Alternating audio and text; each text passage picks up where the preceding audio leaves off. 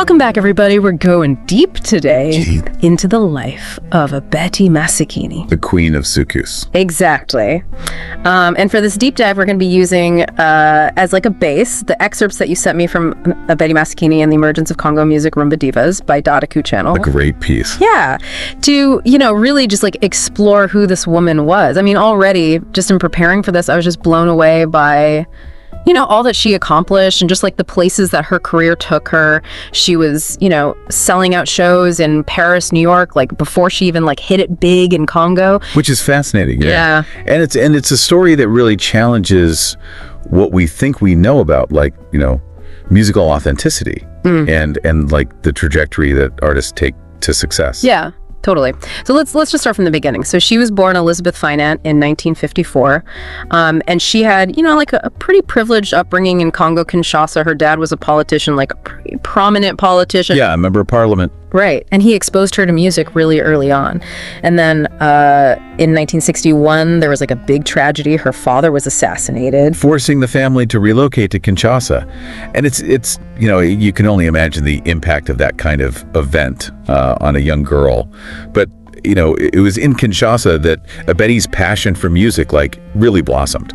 Yeah, and she wasn't just like listening to music, she was already starting to like participate in talent competitions, and she even formed a band under the name Betty Finant. Like, what? She was just a teenager. That's amazing. I mean, I was not doing anything close to that as a teenager. That's crazy. The drive, you can just see it from the beginning. Like, the ambition was there. Totally. And then in 71, she kind of gets her big break, I would say. She placed third in a singing competition organized by the renowned Gerard Madiata. Okay. This led to her meeting the producer, Gerard Akusin, and then they recorded her first hit, Mutodo Wangu at Safari, in Togo. Wow. So it all kind of started in Togo. Interesting. Yeah, I mean, it was really cool. And then from there, it just like takes off. She's touring all over West Africa. I mean, Benin, Cote d'Ivoire, Niger, you name it. I mean, she even met Fela Kuti at one point. Oh, wow. Like along the way. That's amazing. So, and her energy on stage was it was captivating. Yeah. And people were just drawn to her unique sound. But what's really interesting, if you look at her early music was primarily in Swahili. And it was drawing on like Congolese folk traditions. So that's interesting because that means that she's, finding this success singing in Swahili, even though, like, especially in Kinshasa, like the dominant language was Lingala. Right, yeah. So it seems like kind of a bold choice. Yeah, well, you have to remember, like, Lingala, it carried a lot of like political and social weight at the time. So for her to choose to sing in Swahili, I mean, Swahili was her native tongue, but still, I mean, she could have sung in Lingala and maybe been even more successful, but she's choosing to sing in Swahili, so that makes people pay attention. It's like defying expectations, Yeah, and that's something I noticed in her career too, is just like that she was constantly like defying expectations. So she was touring internationally already by like the early 1970s, and she was playing at legendary venues. Like she played at the Olympia in Paris, she played at Carnegie Hall in New York. Incredible. Like, think about that. Yeah. That's like she's performing for a global audience, and she hasn't even like hit it big in Congo yet. It's pretty remarkable. And she's sharing those stages with like some of the biggest names in music. I mean, James Brown, Miriam Makeba, even Pierre Cardin, the fashion icon, was so impressed by her that he like sponsored her first album. That's insane. So, I mean, talk about making an impact. Yeah. It makes you wonder, like, what was it about her music? Do you think that resonated with these international audiences? Was it the Swahili? Was it the folk elements? Was it just like the energy that she was bringing? I mean, I think it was probably a combination of all those things. But, her success wasn't without its critics, especially back home in Congo. Yeah. Some people felt that her music wasn't authentically Congolese, because of her focus on Swahili and folk traditions rather than the more popular, like, Lingala sound. Oh, that's so interesting because, like, she's getting all this international acclaim for this unique blend of sounds that she's creating, and it's obviously drawing from her Congolese roots. But people back home are like, oh, this isn't Congolese enough. Right, exactly. And it really makes you think about, like, how we define authenticity, especially in music. Absolutely, and I think it highlights, like, the pressure that artists face, right, to balance staying true to their heritage while also like, evolving, experimenting. It's a tightrope walk, especially when you're, like breaking new ground like Abeti was. Totally. So how did she navigate that criticism, do you think? Like, did she change her style to like appease the people who felt like she was, straying too far? Well, she definitely evolved, I think. I mean, her 1977 album Visages is a great example. It still has, Swahili and Lingala lyrics, but she starts to incorporate like more disco and pop influences. Oh, that's fascinating. So she's weaving together all these different sounds, right, from all these different cultures and creating something like that's like totally fresh and new.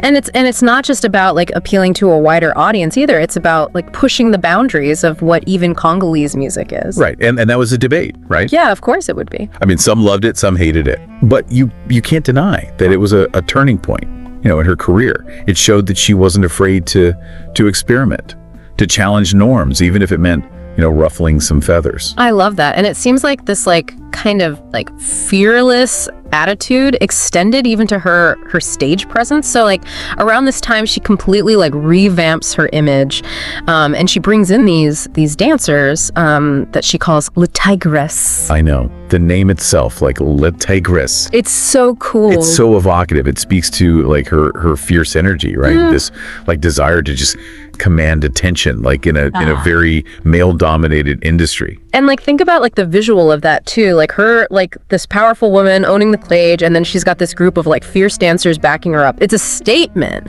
And it worked. Like this new image combined with her evolving sound, like it helped to solidify her as just like a true innovator. And it also speaks to like her savvy as a performer, right? She understood that, in a competitive industry, like you got to constantly evolve, right? You got to find ways to stand out. She wasn't content to just like, be a great singer.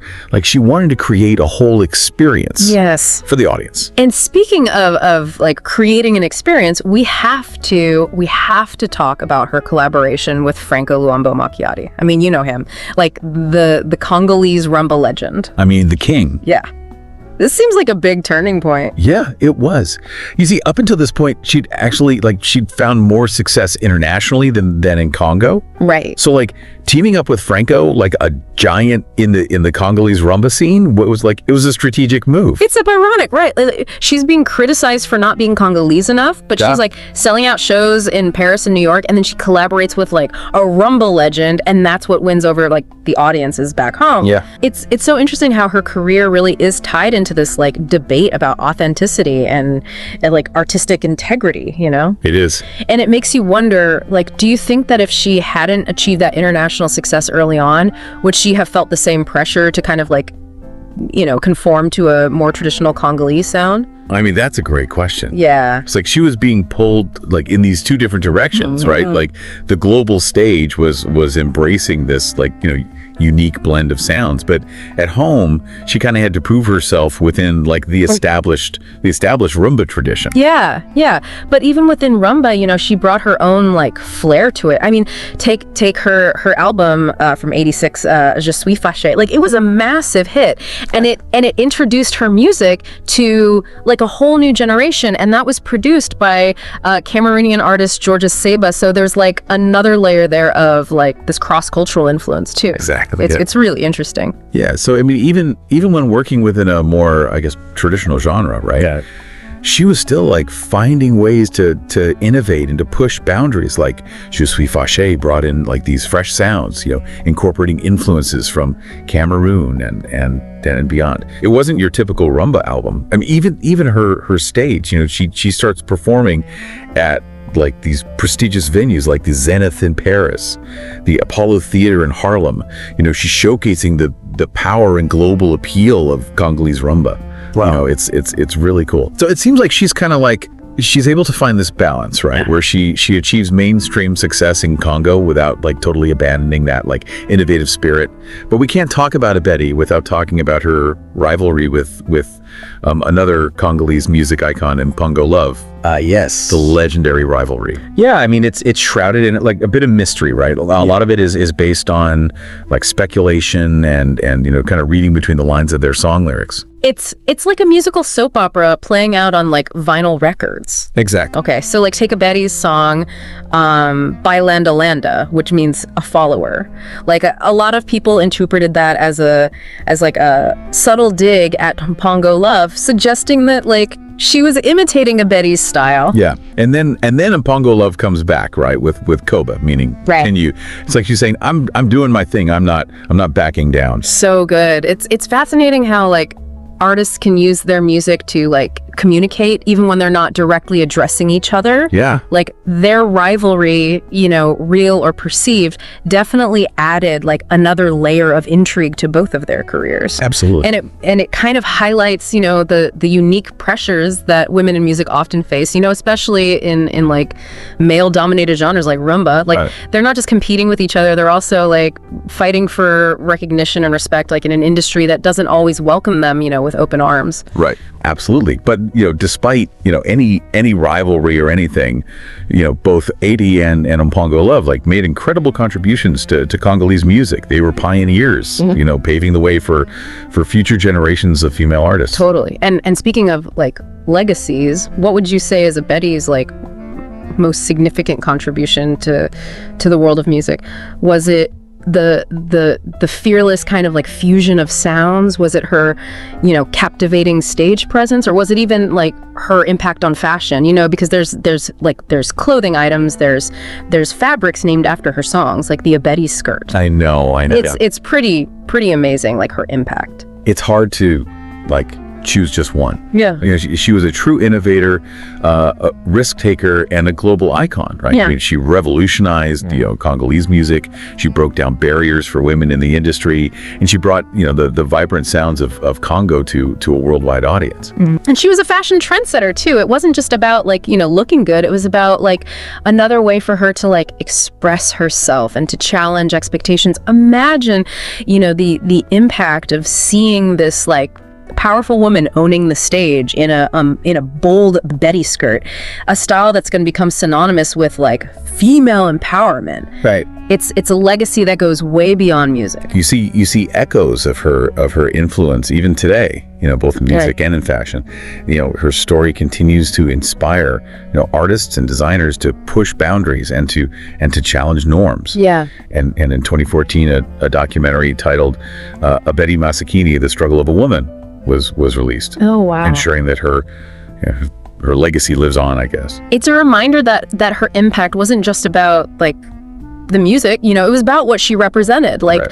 a woman who dared to be different, to challenge the status quo, and to make her voice heard on a global stage. She did with style. Yeah. And grace. And an unwavering commitment to her craft. Absolutely. Abeti Masikini's life was truly extraordinary, but before we wrap up, I kind of want to like shift the focus back to you, the listener.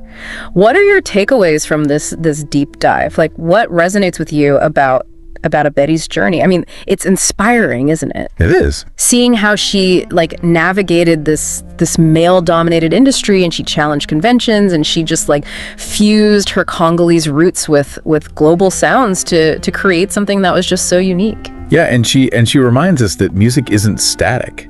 It's constantly evolving. Yeah. You know, borrowing from different cultures and traditions.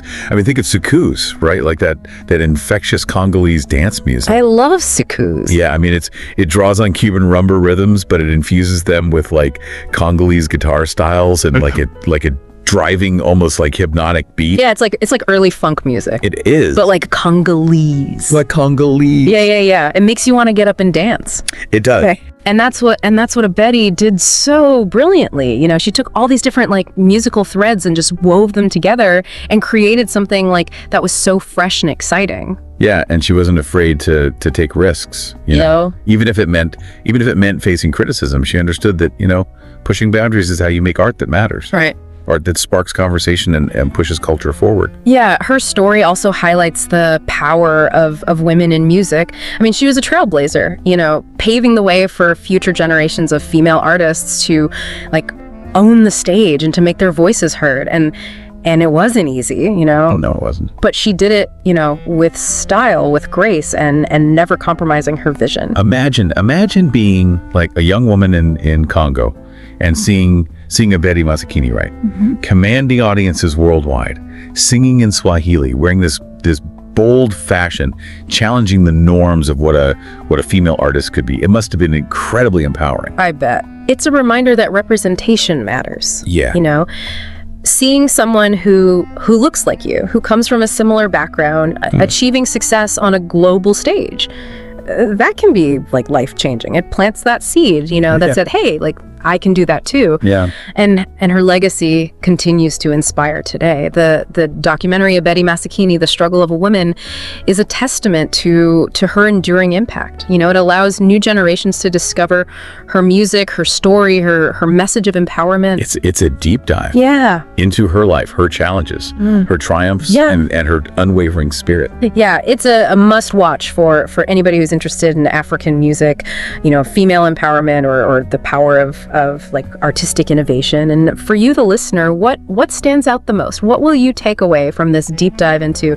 Abeti Masikini's extraordinary life and music? I'm curious to know, like, what resonated with you. Was it her musical innovation? Was it her bold fashion choices? Was it her fight for recognition in this male-dominated industry? Yeah, maybe it's the idea that staying true to your roots, it doesn't mean staying stagnant. You know, it's about taking those roots and moving them into something new, something that reflects who you are and where you come from, while still pushing boundaries and challenging expectations. That's the beauty of music, right? It's a bridge between cultures. It's a reflection of our individual and collective identities, and it's just this powerful tool for change, you know? And Abeti Masikini's story reminds us that music can move us, it can inspire us, and it can challenge us to see the world in new ways. So if you haven't already, go explore Abeti Masikini's music. Let those like infectious rhythms like wash over you. Let her powerful voice move you, and let her story inspire you to, you know, embrace your own unique voice and create something extraordinary. Dive deep into the world of Congolese soukous. Yes. You might just discover your new favorite artist. That's right. Until next time, keep exploring, keep listening, and keep the music playing. So, all right. Where were we? Oh yeah, Abeti and her big collaboration with Franco Luambo Macchiati, the king of Congolese Rhumba. Huge shift for her. Yeah. It's a big change. Going from, you know, like incorporating disco and pop and all that to like diving headfirst into like traditional rumba. Yeah. Did she like keep her own sound though? I mean, well, her move into rumba in the 80s, it definitely like brought her commercial success. Oh yeah. Rumba was huge. Huge. And her vocals, like they fit right in. Powerful. Yeah. But it did spark debate. Oh, I bet. Was it seen as like a sellout move? Like, was she like abandoning the more like innovative fusion that she'd been doing in her earlier work? Some thought so, yeah. They missed the Swahili, the folk elements, that audacious blend of Congolese and global sounds. It's like, you know, when your favorite band, you know, they release a new album and it sounds completely different. Oh, totally. Some fans are going to embrace the change. Others, they're going to long for the old sound. It's a tough spot for an artist to be in. You want to like grow and explore new things, but you also don't want to alienate, you know, the audience that you already have, the people who love you for that initial sound. Right. And remember, like, she'd faced criticism before for not being Congolese enough. So this shift to rumba, even though it was commercially successful, it raised these questions about artistic evolution. Yeah. Right. Versus like staying true to your roots. Was she playing it safe? Was it a calculated move to finally win over the Congolese audience? It's hard to know. It's fascinating how her career is so tied into this debate about authenticity and artistic integrity. It makes you think, you know, if she hadn't achieved that international success early on, do you think she would have felt the same like pressure to conform to a more traditional Congolese sound? Yeah. It's like she was being pulled in these two different directions. You know, the global stage was embracing this unique blend of sounds, but at home, she kind of had to prove herself within the more established rumba tradition. But even within rumba, she still brought her own like flair to it. Oh, totally. Take her 1986 album, Je suis fâché, like massive hit, right? Right. And it introduced her music to a whole new generation. New generation, yeah. And that was produced by Cameroonian artist Georgia Seba. That's right. So there's another layer there, you know, cross-cultural influence. Exactly. Even when working within a more traditional genre, she was still finding ways to innovate, to push boundaries. Yeah. To just be fâché, like fresh sounds, influences from Cameroon and beyond. Yeah. It wasn't your typical rumba album. Yeah, yeah. I mean, even her stage presence, she starts performing at these prestigious venues like the Zenith in Paris, Apollo Theater in Harlem. Oh, wow. She's showcasing the power, the global appeal of Congolese Rhumba. Amazing. It's really cool. So it seems like she's able to kind of like find a balance, right? Where she's achieving mainstream success in Congo, but she's not completely abandoning her innovative spirit. Right. But, we can't talk about Abeti without talking about her rivalry with another Congolese music icon, Mpongo Love. Yeah. Legendary rivalry. A little shrouded in mystery, though. Oh, I know. There's a lot of speculation, and it's mostly based on their song lyrics. Like, what are they trying to say? Are they taking jabs at each other? It's like a musical soap opera playing out on vinyl. Exactly. So take a Betty song, Bailanda Landa, which means, a follower. Oh, I see where this is going. A lot of people interpreted it as like a subtle dig at Mpongo Love, suggesting that she was like imitating Abeti's style. Oh. And then Mpongo Love fires back with Koba, meaning continue. Oh. Like I'm doing my thing. I'm not backing down. That is so good. It's fascinating how artists can use their music to like communicate, even when they're not directly addressing each other. It really is. Like their rivalry, real or perceived, it definitely added like another layer of intrigue to their careers. Well, absolutely. And it kind of highlights the unique pressures that women in music often face. Yeah. Particularly in male-dominated genres like rumba. They're not just competing with each other, they're also fighting for recognition, for respect in an industry that doesn't always welcome them with open arms. That's great. But, rivalry aside, both Abeti and Mpongo Love made incredible contributions to Congolese music. Oh, yeah. They were pioneers, paving the way for future generations of female artists. Speaking of legacies, what would you say is Abeti's most significant contribution to the world of music? Was it her fearless like fusion of sounds? Was it her captivating stage presence, or was it even her impact on fashion? There are like clothing items named after her songs. The Abeti skirt. The Abeti skirt. I mean, come on. It's hard to choose just one. It's hard. She was a true innovator. A risk taker, a global icon. She revolutionized Congolese music. She broke down barriers for women in the industry, and she brought the vibrant sounds of Congo to a worldwide audience. And she was a fashion trendsetter. And it wasn't just about like, looking good. It was about like another way for her to express herself and challenge expectations. Imagine seeing this powerful woman owning the stage in a bold Abeti skirt, a style that's going to become synonymous with like female empowerment. Exactly. It's a legacy that goes way beyond just the music. You see echoes of her influence even today, both in music and in fashion. Her story continues to inspire artists and designers to push boundaries, to challenge norms. And in 2014, a documentary titled Abeti Masikini, The Struggle of a Woman, was released, ensuring that her legacy lives on. Oh, wow. It's a reminder that her impact wasn't just about the music, it was about what she represented. A woman who dared to be different, to challenge the status quo, and to make her voice heard on a global stage. And she did it all with style. Yeah. And grace, and an unwavering commitment to her craft. Absolutely. She was an incredible woman. Abeti Masikini's life was truly extraordinary. So what are your takeaways from this deep dive? Yeah, what resonated with you about Abeti's journey? It's inspiring, isn't it? Seeing how she navigated this male-dominated industry, challenged conventions, and like fused her Congolese roots with global sounds to create something so unique. She reminds us that music isn't static. It's constantly evolving, borrowing from different cultures, traditions. I mean, think of soukous, that infectious Congolese dance music. Yeah, I love soukous. Right. It draws on Cuban rumba rhythms. Yeah. But it infuses them with Congolese guitar styles and this like driving, almost hypnotic beat. Yeah, it's like early funk music, but like Congolese. The Congolese. And it makes you want to get up and dance. It really does. And that's what Abeti did so brilliantly. She took these different like musical threads and just wove them together to create something that was so fresh and exciting. And she wasn't afraid to take risks, even if it meant facing criticism. She understood that pushing boundaries is how you make art that matters. Right. Art that sparks conversations, art that pushes culture forward. Yeah, and she wasn't afraid to take risks.